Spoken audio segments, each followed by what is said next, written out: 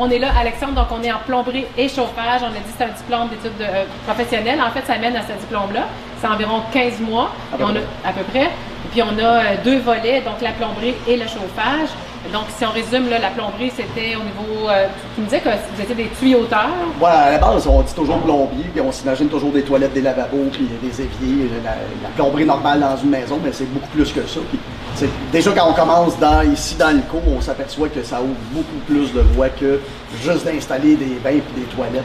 C'est un aspect du métier, mais après ça, ça peut se développer, se diviser en plusieurs branches. Donne-moi un exemple, les branches où on peut aller quand on finit le DEP en plomberie et chauffage. Ben, autant faire de la construction de bâtiments commerciaux, institutionnels, industriels. Des écoles, des commerces. Des écoles, des hôpitaux. Fait que, mettons, on rentre juste dans un hôpital, c'est là qu'il y a probablement le plus de tuyauterie. Donc, de la tuyauterie d'acier, de la tuyauterie fusionnée en plastique, de la tuyauterie de cuivre, de fonte. Fait que il y a plusieurs types de matériaux qu'on va installer, plusieurs types de systèmes. Des systèmes de chauffage, des systèmes à vapeur pour de la stérilisation. Quand on parle d'un hôpital, dans l'alimentaire aussi, pour cuire la nourriture. Fait que ça ouvre beaucoup de portes. Donc, beaucoup de normes à suivre. On va aussi utiliser les outils. On les entend aussi donc, pour essayer de couper différents matériaux. Oui. Des différents appareils aussi pour faire le filetage. Je ne sais pas comment on appelle ça. Oui, fileter le tuyau. On appelle ça un power, là, une filière. Okay. Le tuyau va arriver brut, puis nous, on va faire un filet pour être capable justement de venir visser le raccord sur le filet de notre tuyauterie. C'est ce qui va permettre d'assembler les tuyaux ensemble. C'est une technique, c'est une possibilité. Donc, quand j'arrive ici, là, Alexandre, je vois ici qu'il y a des cubicules. Quand j'arrive ici, dans la formation, j'apprends vraiment à utiliser différents types de tuyaux, j'apprends à manipuler différents types d'outils. Est-ce que j'ai besoin de mon coffre d'outils à l'école? Non, les outils sont fournis aux élèves.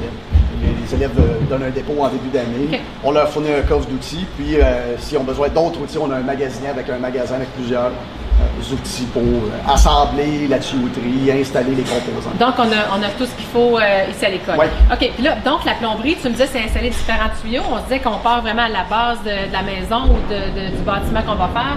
Donc, on va creuser. On ira voir tantôt. Là, en fait, là, on creuse où il faut installer des tuyaux.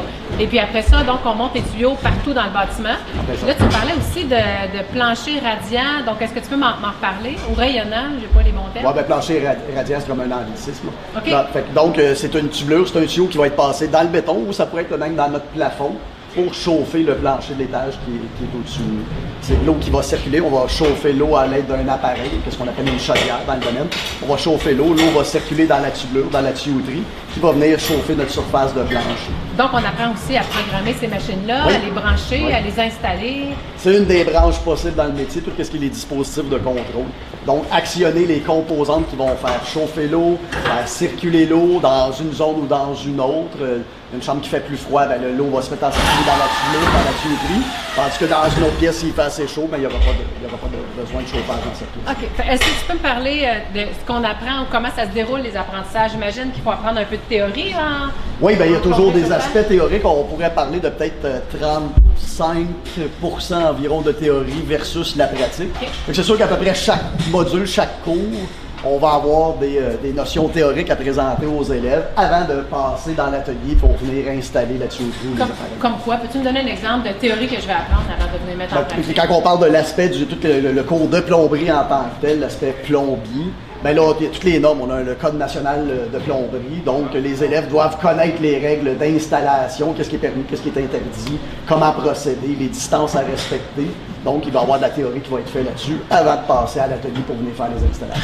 Là, on vient faire les installations. Là, ce que je comprends, c'est qu'on apprend vraiment à faire comme si c'était un vrai bâtiment. Là, on apprend avec des vrais outils, des vrais tuyaux. On en voit d'ailleurs travailler. Ici, à l'arrière, présentement, les élèves sont en train de faire l'élévation de la tuyauterie sur les étages. Donc là, ici, on vient simuler le sous-sol. Le sol est en pierre. Les gens vont venir rentrer la tuyauterie dans le sol pour aller chercher les appareils qu'il y aurait dans le sous-sol d'une maison.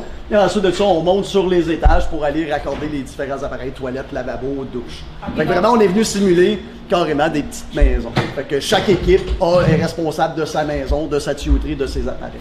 OK. Puis le chauffage, j'imagine qu'on en a ici, mais on doit en avoir... Oui, là, dans ce secteur-là, tout l'étage ici, c'est dédié au système de chauffage. On est ici au rez-de-chaussée, les systèmes à vapeur, où est-ce qu'on va retrouver ça justement dans le monde alimentaire, pharmaceutique, les hôpitaux. Fait qu'il va y avoir un 120 heures qui est fait sur les systèmes à vapeur, il y a un 120 heures qui est fait sur les systèmes de chauffage au mazout, chauffage de l'eau, de l'air, de la vapeur pour faire produire la vapeur aussi. Puis tout le deuxième et l'étage au-dessus, c'est pour les systèmes de chauffage à eau chaude. Hey, c'est vraiment plus complexe qu'on pense, le chauffage. Hein? Finalement, si on peut venir visiter, être élève d'un jour, je pense que ça pourrait être intéressant. C'est la plus belle formule pour les gens qui ne sont pas trop certains. On vient ici, on organise toujours ça, nous, les enseignants, de façon à ce que l'élève voit l'aspect plomberie, qu'on connaît un peu plus, mais n'empêche. Puis il va toujours faire 1h30, 2 heures en chauffage, dépendant où est-ce qu'on est rendu dans nos modules. On l'amène en chauffage. Là, Alexandre, là, je vois le sous-sol, j'imagine, avec les gros tuyaux. Il me semble que j'ai déjà vu des pioches où, en tout cas, il faut vraiment avoir une certaine forme physique ou une endurance physique. Est-ce que les filles peuvent venir en plomberie? Oui. À tous les ans, il y a des filles qui viennent s'inscrire avec nous. Je pense pas que ça nécessite une force physique extrême. J'en suis la preuve, pas besoin d'être super charpenté faire le métier. Maintenant, l'outillage permet aux gens, justement, de travailler sans se blesser, sans avoir à trop forcer. C'est physique, c'est pas tant physique, mais je dirais plutôt que c'est un métier qui est manuel. On a besoin d'avoir certaines petites dispositions à travailler manuellement. On n'a pas besoin d'être super costaud pour faire le métier. OK, fait qu'on apprend, mais il faut être quand même débrouillard, j'imagine, parce que là, ça se passe dans les murs. Des fois, on peut arriver, la charpente est déjà là, mais là, il faut installer nos tuyaux. On a beau vouloir suivre le plan, mais ça se peut qu'on ait des surprises. Fait que sur un chantier, j'imagine que c'est assez impressionnant, là. Oui, bien, la faculté d'adaptation, ça, je pense, on a besoin d'à peu près tous les métiers. Mais je pense qu'ici, à l'école, on vient justement développer, on peut partir de connaître absolument rien à la plomberie ou à la construction, ne jamais avoir travaillé de ses mains. Mais on est justement là, nous, à l'école, pour apprendre aux élèves à comment se débrouiller, comment utiliser les outils, puis comment trouver des solutions à leurs différentes problématiques. OK, donc ils vont apprendre aussi, donc ils vont être minutieux, ils vont être débrouillards, parce que il faut aimer aussi faire un travail bien fait, avoir ce souci-là, parce que j'imagine qu'un tuyau qui coule dans un mur, on n'en veut pas. C'est pas trop bon, non? C'est pas trop bon, hein? Il faut être habile de ses mains, souci du détail, on a dit. Est-ce qu'il faut avoir un esprit logique ou analytique? C'est important ici ou... Bien, pour certains aspects du cours, oui. Où est-ce qu'on va faire, qu'est-ce qu'on appelle dans le métier le troubleshooting, découvrir les problématiques, que ce soit en plomberie ou que ce soit en chauffage. Mais encore là, on accompagne les élèves au départ parce que quand on ne sait pas quelles questions se poser, c'est dur de trouver c'est quoi la problématique. Donc, on fait des pas à pas justement pour aider les élèves à trouver les différents problèmes. OK, donc pour avoir sur un système. Fait que là, c'est un apprentissage super concret. On leur apprend à développer toutes les compétences. De A à Z, carrément. Le métier, quand on tombe sur le chantier, oui, des fois, ça peut être encore plus large. Mais les DEP sont construits en conséquence qu'on est capable d'aller toucher à toutes les plages du métier. Super. Puis est-ce que il y a de l'emploi là-dedans?